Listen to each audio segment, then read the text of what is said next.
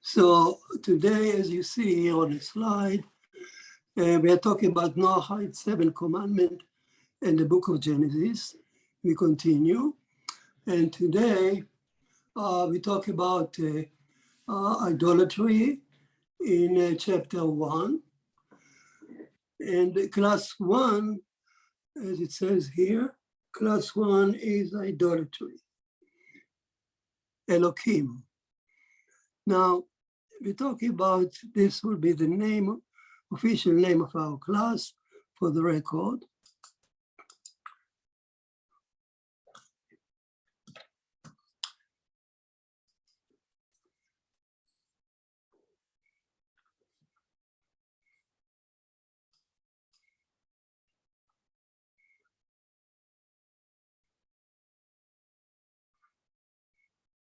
Okay, let me get rid of something here.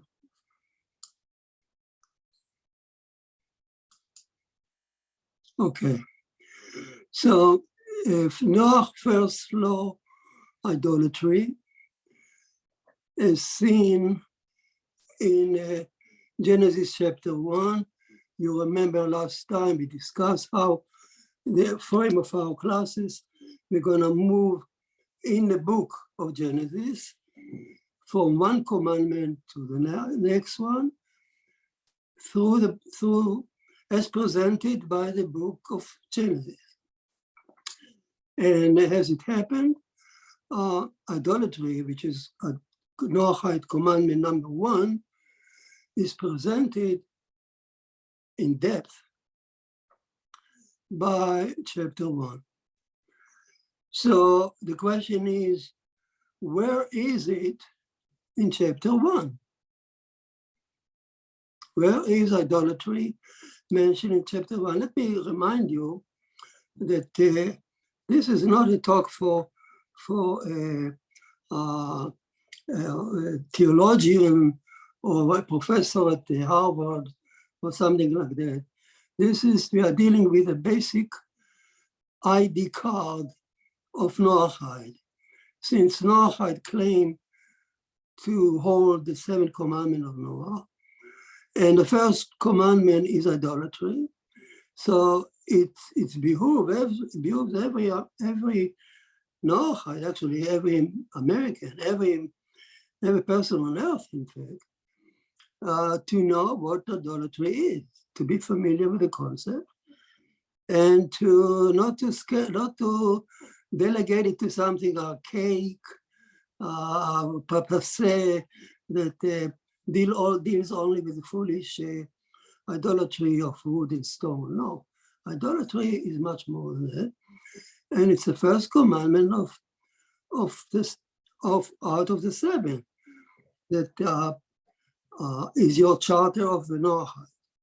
So where the question is in chapter 1, where you can find a reference to idolatry. And the fact is, if you look at the chapter, it describes creation, it describes God, and there is one verse that describes creation of Adam. And it says in plural, let us make Adam in our form, in our image.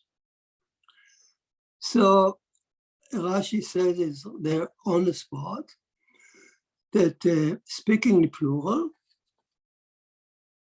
let us make Adam in our form and our image.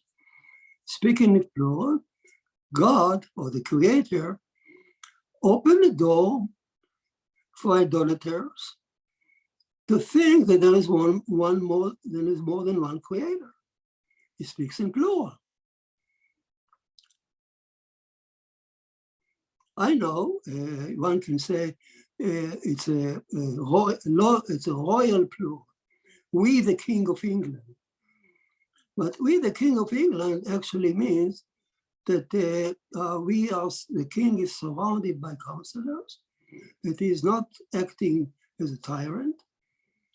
So that's why we, plural, is royal. But here also, when he speaks in plural, let us make in Adam in our form and image, it implies that he is a king.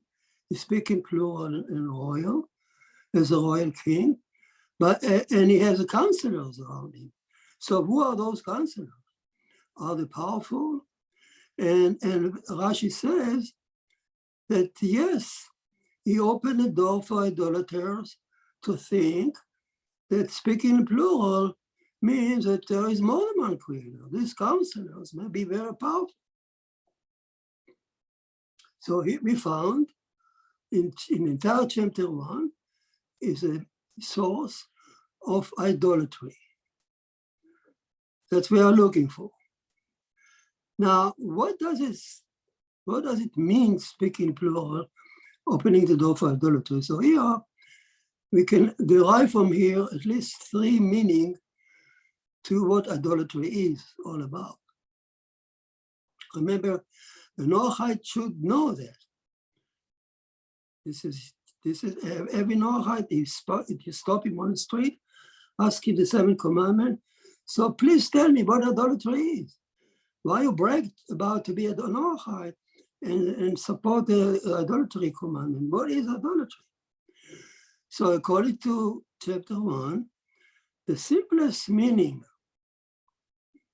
of that verse speaking in plural is, of course, that God, that the Creator is more than one, that he has some entities that are powerful. Like he has the simplest meaning, you can say he has a son, he has a brother, he has a father, he has a wife. Oh, the ancient myths were full of that. Like, for instance, take Augustus Caesar, the Roman Augustus Caesar.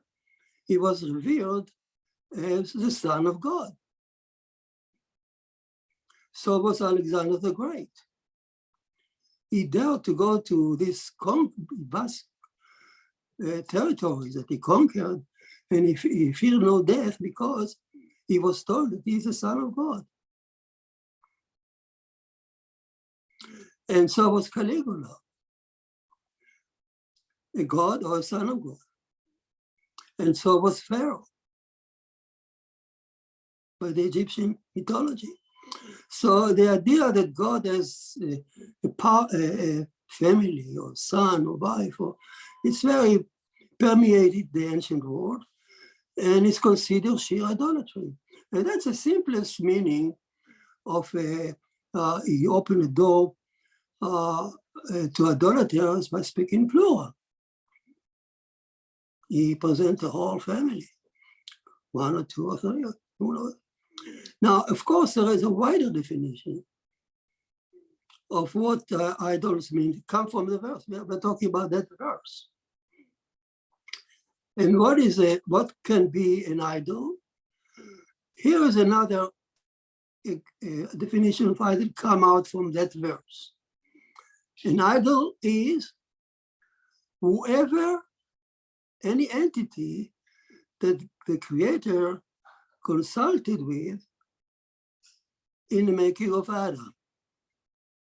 Speaking plural. So they are potential partner or creating, they are partners, partnership in creation, creating Adam, partners. So in rabbinical literature, there is a vast reference to the idea of describing what idolatry means in terms of people believe in God, but also in his partners. Those partners can be inferior or the same power or even superior to God. You know? Yes, there is. For instance, I'll give you an example, Melchizedek. When you meet Abraham, later on in Genesis, Melchizedek blesses Abraham and says, blesses Abraham to the superior God Wow, superior God means there are inferior gods.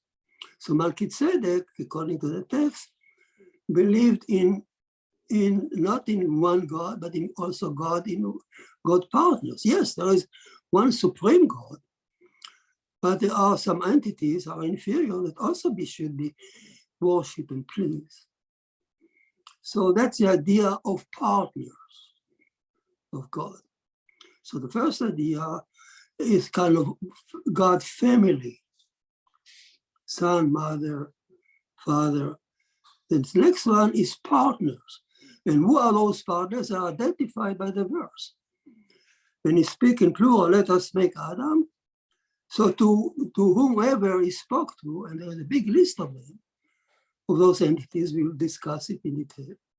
So any one of those entities he discussed with, consulted with, according to the text, these are potential idols, according to Rashi.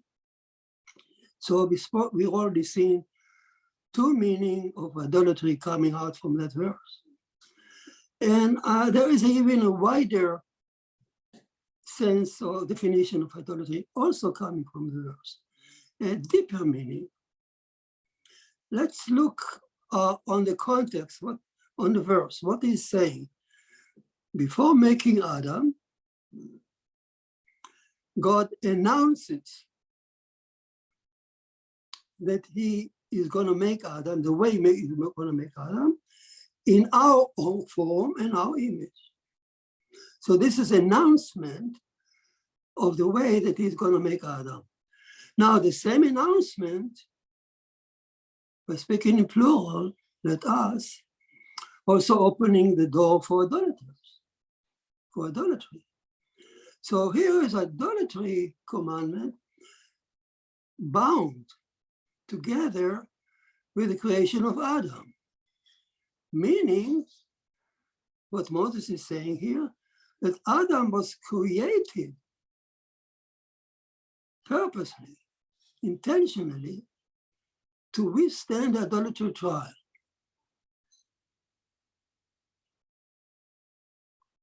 So idolatry is not just another commandment, like adultery or theft.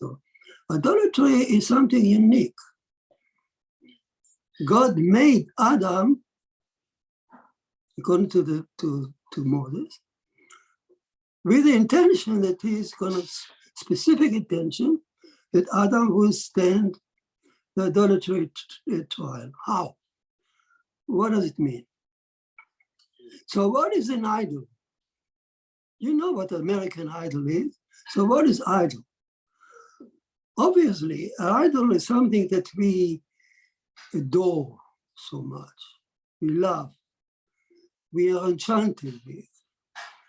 We something that we would even surrender our life to if needed. The idol in a daily meaning. So Adam is now made in order to stand the idolatry trial. So God planted in us, who made us to be fascinated, to love, to fall in love, to be enchanted, to be adored so much, to fear,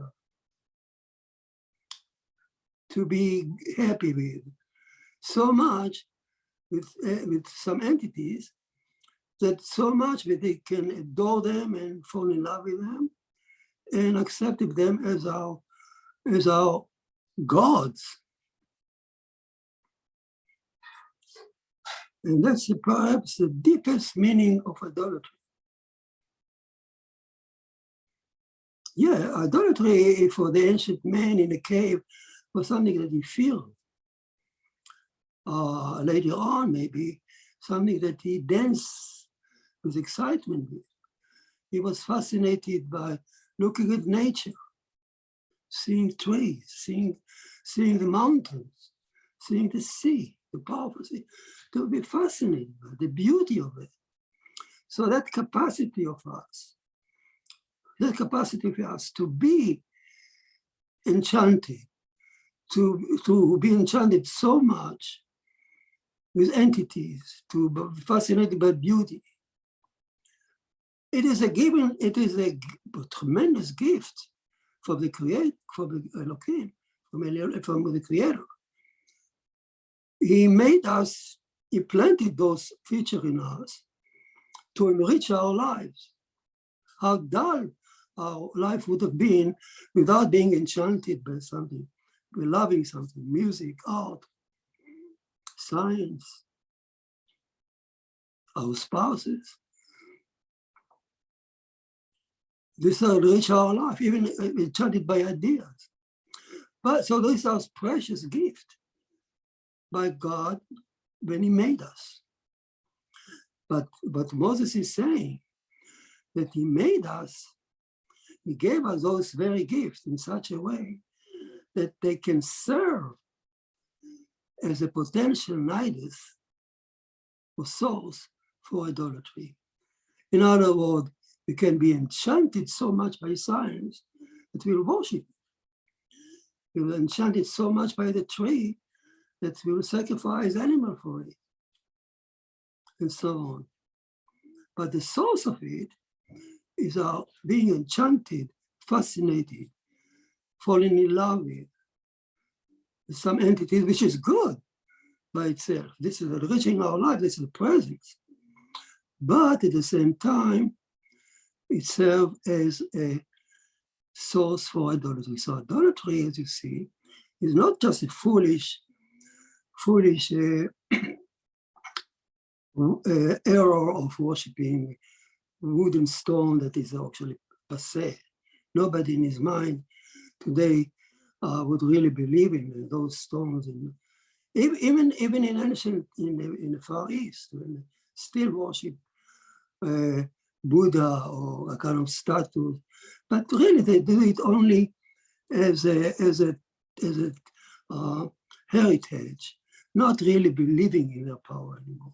Besides maybe some fall, but basically humanity has to step out of that foolishness. But still, we are enchanted by various things, so much that we may replace God with them.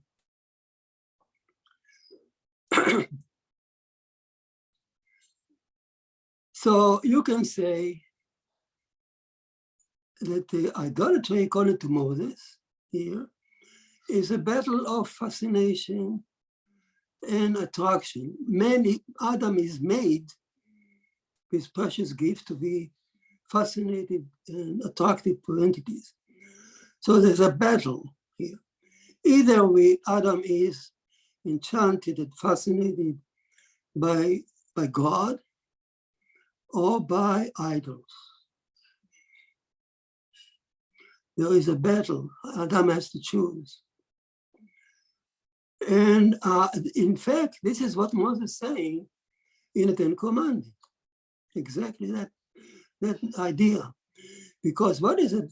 The first commandment of the 10? God says, I am the Lord your God who took you out of Egypt. He presents himself. That's number one. And number two, he says, thou shalt not have other God beside me. List of idols. So first he presented himself, then he presented the idols, as man has to choose between them. Either man is attracted to God above, in commandment number one, or not. If he's not, he's going to fall a prey to the idols in commandment 2. So idolatry commandment has two sides. A positive side, a negative side is be careful not to fall a prey to the idols. It's a negative side. A positive side, know to whom you should direct your fascination and attractions, and to whom you should worship. So idolatry is this way, as Moses depicted in Ten Commandments, as two sides. Either is a battle of attraction. Interestingly, Moses leaves no option of being neutral. A person cannot say, I'm a secular and I'm not attracted to anyone, anything. I worship no one. Ha, ha, ha. If he's not attracted to God, surely he will fall a prey to be enchanted and attracted by an idol. It can be a communism, it can be fascism, it can be any ism beside God. He can even sell himself to worship even art. An artist can worship his art making as an idol. He lives only for one reason, to make an art. And he pays no attention to any moral issue. That's a person who errs in worshiping art or music. Can be, if anything, subject your life to,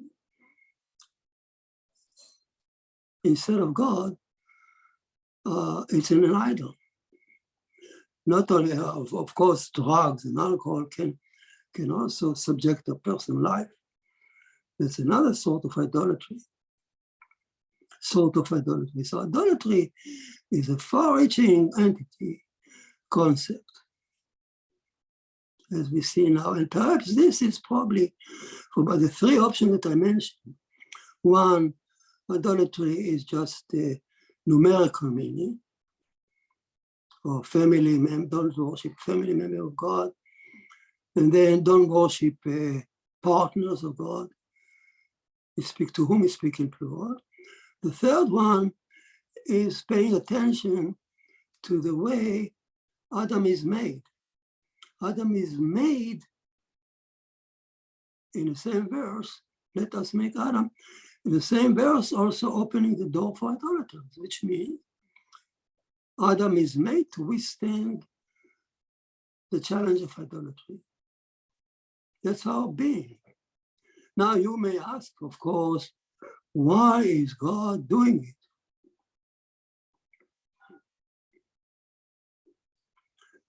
Why does God need to make Adam in such a way that he will be fallen a prey to idolatry?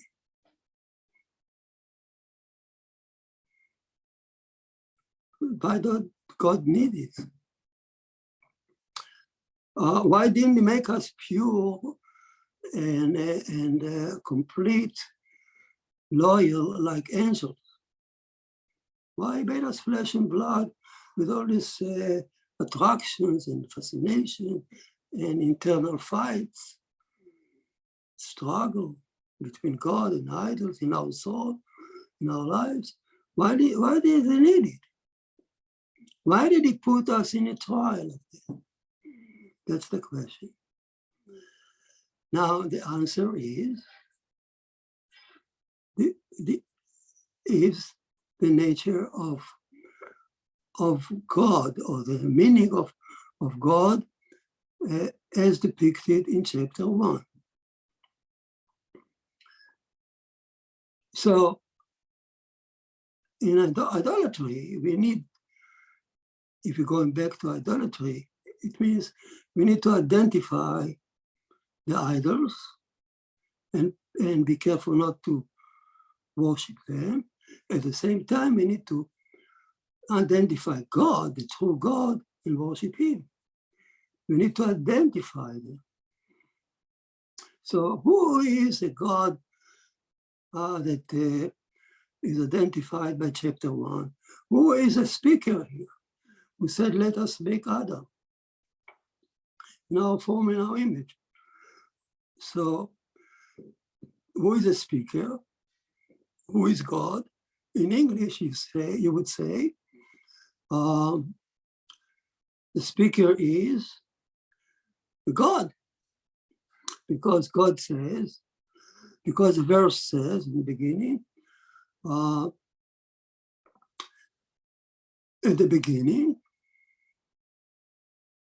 God created heaven and earth. So who is that? If you ask, again, the core question is, why does it need it? So if I look at verse 1 and I say, who is the speaker here? It says, God, in the beginning, God created Adam, the heaven and the earth. And it continued. Verse 1, God says, let it be light. God said this, God said that. And finally, God said, let us make Adam. So why God needed? I don't know. The word God doesn't tell me anything.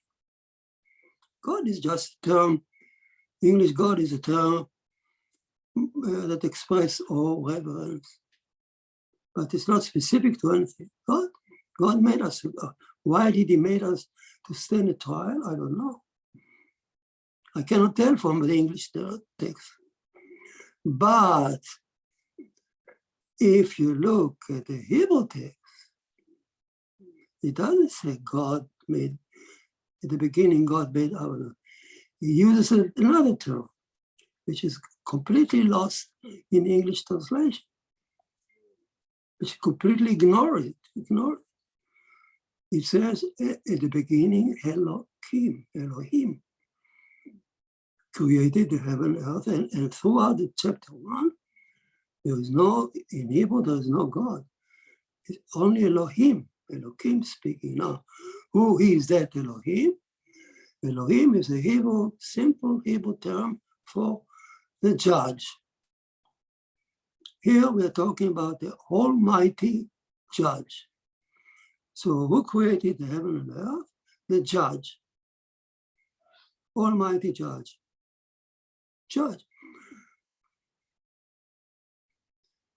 And a judge creates for judgment. That's what he does for a living, so to speak. Now we got an answer. Why did God made us to stand idolatry trial and other trials?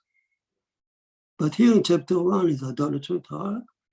Why does he made us in such a way that you be fascinated and attracted to the idol? Because he is a judge, and he made Adam to stand judgment. Now everything's settled down. Now we understand why we are here, and we need to stand a trial made by, set up by Elohim, the Creator, who created the universe, heaven and earth, for a trial. Now the term Elohim referred in Hebrew, it refers also to a human judge. In several places in the Bible, you can find the term Elohim used for human judges. Here is referred to God, the Creator, which means the real term, the real term for the essence of the Creator is not known to us. The concept of the Creator, who he is beyond description, beyond any name. I cannot name the true essence of God. It's beyond human conception. We are limited. But the Torah is saying that at the time of creation, he ascended on the throne of judgment to create. He wore a hat of a judge, and he sat on the throne and created it to stand a judgment, not just the human, but the entire universe, mosquitoes, the black holes, the faraway galaxy. Everything stands on judgment, for judgment. So now we got an answer why a man is born to withstand the idolatry trial. Why the good God, we can ask. Well, Elohim is not a good God. He's a judge. If somebody wants in your neighborhood to be elected for a judge, and you say that he is a merciful one, he's a good guy, he loves you, he loves everyone, you don't want for him. You want a judge to seek the truth, to pass judgment. So there's no question. So you can ask, why did the good God create Adam? To stand the trial and tribulation, especially idolatry. Don't ask that question because Elohim, Moses is telling you that at the time of creation, God, or the true entity, which we don't even know, cannot put a name on it, selected to sit on the throne of judgment and to create us as he functions, he conducts the affair as a judge. Now, a support for that is also, on another occasions, could be that the same entity, God, or the nameless God, essence of God, would sit on other throne and get other names according to this story. It can be El Shaddai, it can be the merciful one, there are many, many attributes of God that appears to us in the story of the Bible as needed for the story. And Elohim is just one attribute of God, of the essence of God. And Moses tells us that the sixth day of creation started from the beginning. Elohim, God sat, or the creator of sat on the throne of judgment to create the world, to stand judgment. From the mosquito, from the black hole, everything created stand on the judgment. But later on, he could assume other names, other throne or features. I give you a support for that idea, because if you pay attention, it says, at the beginning, Elohim created heaven and earth. It was only the beginning. Later on, this entity of creator, move on to sit on other throne, like the throne of mercy and other features. But at the beginning, the nature, the cosmos around us, was created as he sits on the throne of judgment. We'll talk about what are the features of Elohim in a minute. So, saying that you may easily ask the question, what does it mean he created the universe for judgment? Does the mosquito has a mind to stand the judgment? The black hole, does it have a mind? The exploding nova, the faraway galaxy, do they have mind to stand judgment? And the answer is very simple. It's straightforward. Elohim, the judge, set up the law of nature by which all these entities should follow. So he judges them. If any of those entities disobey, so to speak, or fail those laws, it disappears. So for nature, he set up the law of nature. When it came to us, to mankind who have free will and a mind, our trial is much more complex. Our judgment is much more complex. We not only need to comply with nature, the law of nature, like anybody else. We need to comply like anybody else, first of all, with the law of nature. But in addition, he gave us moral commandment that we need to comply with. So our trial, because we have mind and free will, and we understand morality, so our mind is much more complex. than the nova, exploding nova. But basically, in essence, everything in the world is made to stay in the judgment, one sort of judgment or the other.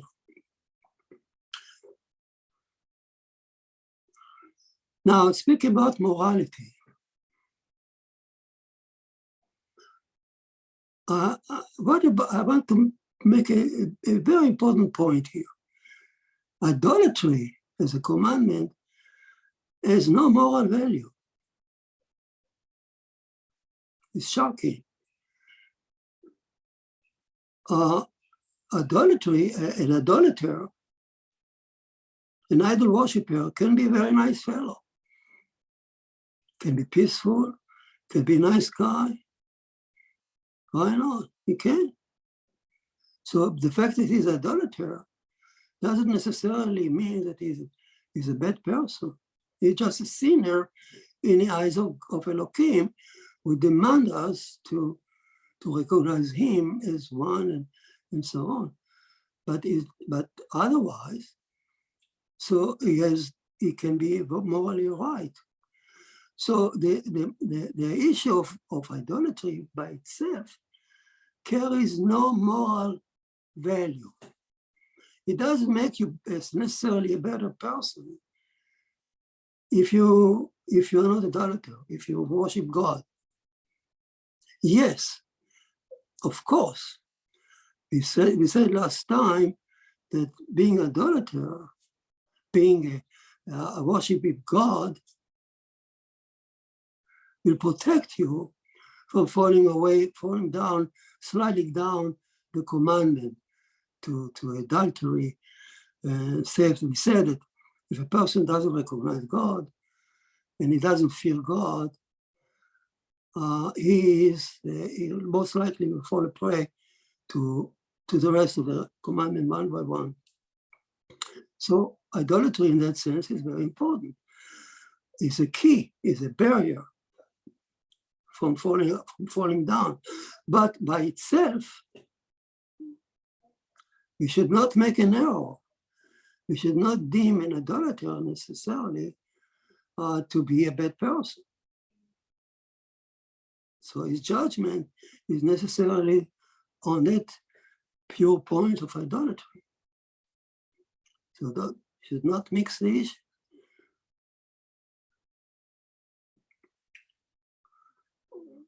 So a very important, as we speak about the creator Elohim and his judge, and the concept of us being watched by God all day long to see if we comply with his commandment. So the idea, the very idea,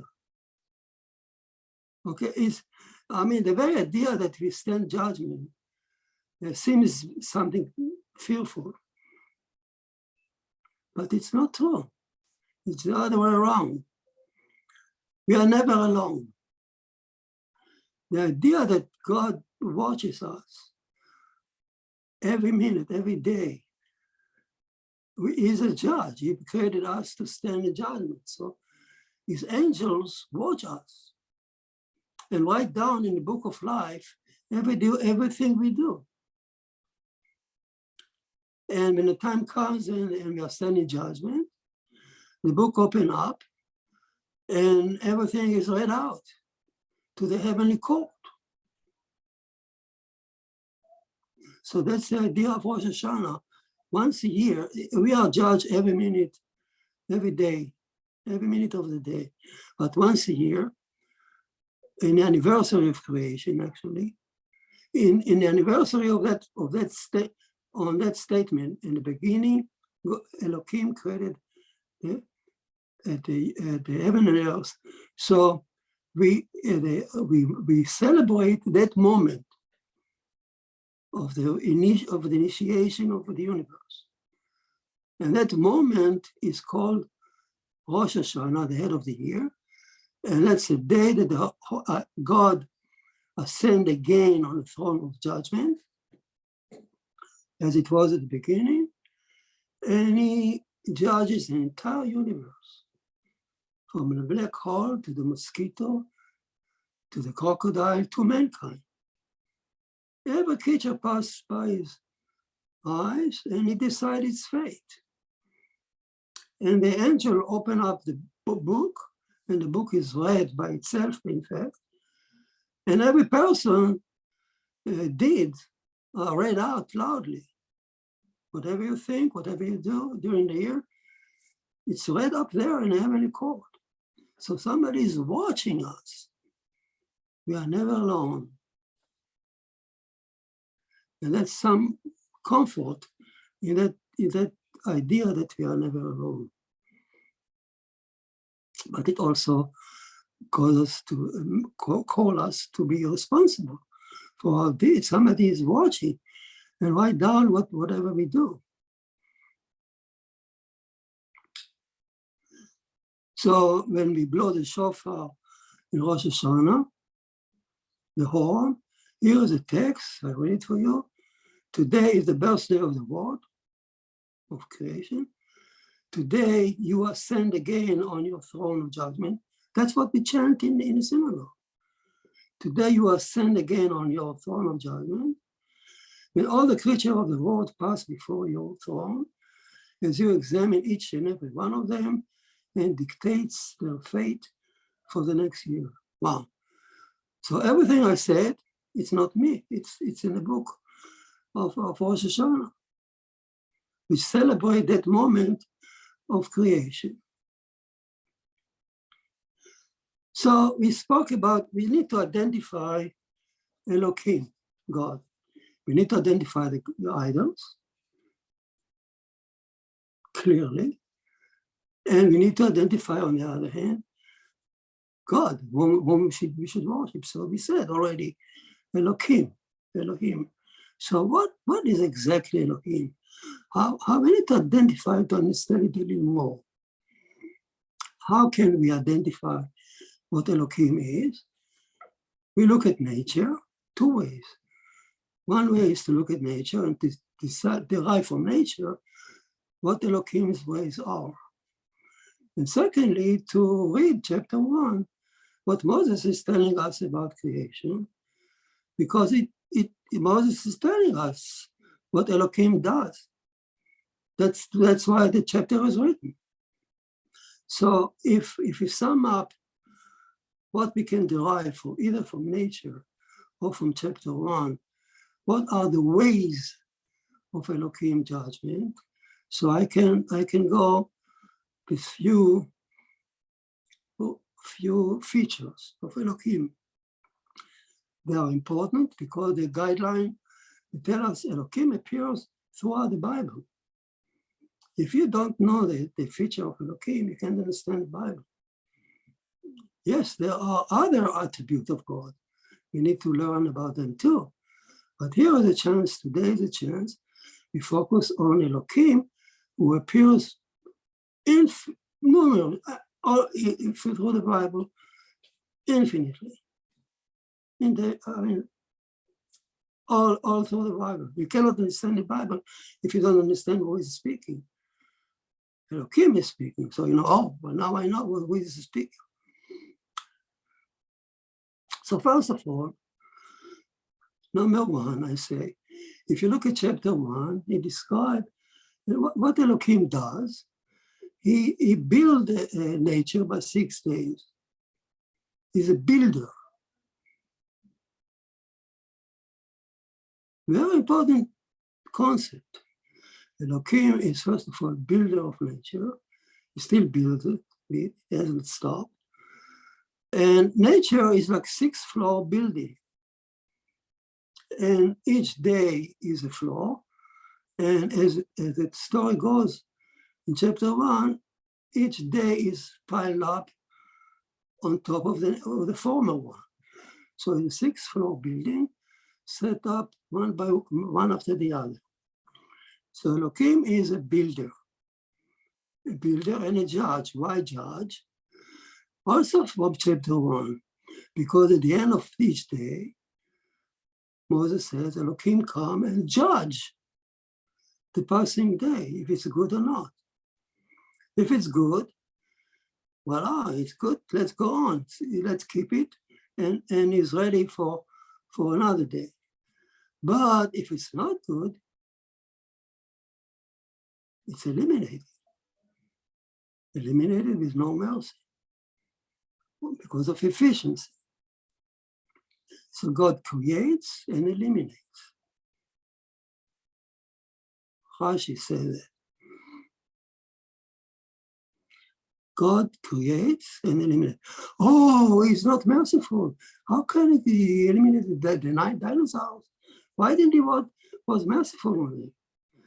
You don't ask the judge if he's merciful or not. Mercy belongs to another attribute of God that may play a role in creation too. But Elohim, chapter 1, creates for and eliminates. He has a goal. He wants to build a 6-day building. He creates with efficiency, his wisdom, but he eliminates.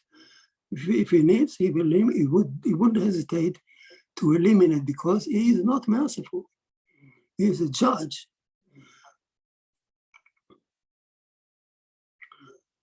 And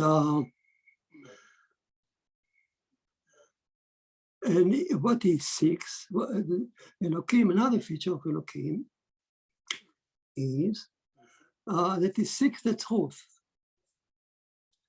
His judgment is by the absolute truth. He's not swayed away by any issue, you cannot sway him. You cannot even pray to him to change his mind. He follows the absolute justice and truth. His nickname is truth. Elohim nickname is truth. Signature is truth. Absolute truth. And whenever you see his name appearing in the text, the signature of truthfulness. So let's say, for example, in chapter 1, Elohim appeared 32 times in the 6th day. Each time his name appears is a stamp of truthfulness. The story is true. The story is true. The story is true. So the story of Genesis is true. 32 times God says it's true. And number 3 would say, is because he seeks the truth and he follows the truth, he is paid back measure for measure. You eat and being eaten in nature. Animal cause pain and feel and then suffer pain. In absolute retribution and justice, no mercy. A wolf will eat the lamb, but a minute later he will walk in the forest and he was struck by a fallen tree. So measure for measure. Men too. We are under that rule. We eat and are being eaten. Don't kid yourself. You're still under this Elohim, creator of nature. When Elohim said, Torah says, tooth for a tooth, an eye for an eye, it says, earlier the verse says it was a signature of Elohim.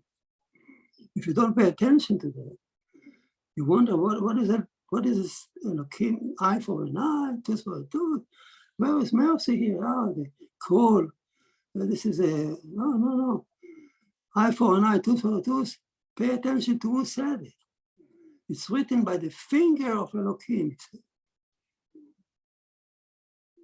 Elohim said it. It fits the judgment of absolute justice. An eye for an eye, tooth for a tooth. In truth, we don't follow it because we have some other attributes of God who tell us not to do that. We're going to learn it. But Elohim, from point of view of absolute justice an eye for an eye, tooth for a tooth. Nobody can argue with that. That presents the absolute justice and truth. If you gouge somebody's eye, if you made somebody blind, eyes blind, the only truthful judgment against you would be to blind your eye, according to Elohim. Or we don't do that because of other attributes tell us to calm down. So, but according to Elohim, that's the rule. That's what we should do. That's what nature. That's the rule that govern nature. So, as a builder, he comes at the end of every day, and he seeks the floor to see if it's good or not. If it's good, the floor stays. If it's not good, it's eliminated. There's no mercy, the deficiency. So the dinosaurs were eliminated at one point because they could not serve the next day of creation. And the same is true for us. If we don't serve the next day, if we don't fit the next day of creation, which is the seventh day, the Sabbath, we will also be eliminated. We need to fit the next day. And number 5 feature, I would say, Elohim created 6 days as a creator, as a dictator. He asked no one permission. He said, let it be, and things happen. Let it be light, and light happened. So he asked no one permission. He consulted no one during the 6th day. He acted like a tyrant. So Elohim is a judge, a builder, and a tyrant. Until he came to make us. When he made us, he changed his mind, his rule, and he spoke in plural. He didn't say, let it be Adam. He didn't give command. Instead, he said, let us make Adam. He changed it. He acting no more as a dictator when he made us. Oh, we're talking about it, why? But during the 6th day, he acted like a tyrant, and he can act again like a tyrant if he wishes. And the few minutes we have now, maybe I'll stop here. There are some more features of Elohim. We can discuss it, finish it next time. As we move on with the concept of idolatry. So in summary, we learn the concept of idolatry from the verse, chapter 1. We identify why Adam was made. We identify what idolatry is, at least in general terms. We get 3 options, 3 meanings for idolatry. And then we identify God, the speaker, to answer the question, why are we made in such a way to stand idolatry trial? And the answer is, Elohim, the judge, made things for a trial. And our trial is idolatry. Okay, any question for me?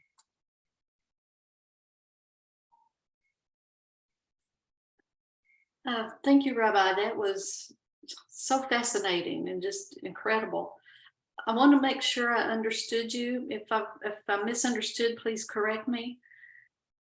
Were you saying that there had to be the option for idolatry in order, because he gave us free will, there had to be the option for idolatry. We had to be able to choose. Because if I cannot say I'm not an idolater if I've never had the opportunity to be an idolater. I don't know. I probably couldn't, I didn't understand what the question is. Okay. Because we have free will. Yes. There had to be the option for idolatry. Otherwise, we would have to choose God by default. And I get the idea he wants us to choose him. Yes. above everything else. If there was nothing else, then I would be forced to choose him, and that takes Yes. away free will. Wonderful. Okay. There must be some other options, and the other options are everything consulted with. Right. Yes. Okay. And then I have a question. Did I understand you correctly to say Melchizedek believed in a greater God and lesser gods are partners? Yes. Well, that's one interpretation Oh. of what he is saying to Abraham. He meets Abraham and he says, blessed is Abraham to the superior God who owns the heaven and earth. Okay. Now, the rabbi said, why he say superior God? If he says superior God, it means that they are inferior God, that he also worships him. In fact, Abraham goes on to correct him. And Abraham says to him, Hashem is the owner of heaven and earth. So Abraham eliminated the word superior. So for Melchizedek, he believed in God, in the Creator, but he also believed in Elohim partners, or inferior God, or counselors that are also powerful, that are sheer idolatry. It's a higher level of idolatry. Thank That's you. Melchizedek, yeah. Okay, thank you. That's just an example of how people can err and worship superior God and inferior God, the Father, the Son, the Mother. So, Thank you. and all that is an error. And the truth is, there's only one God and nothing else.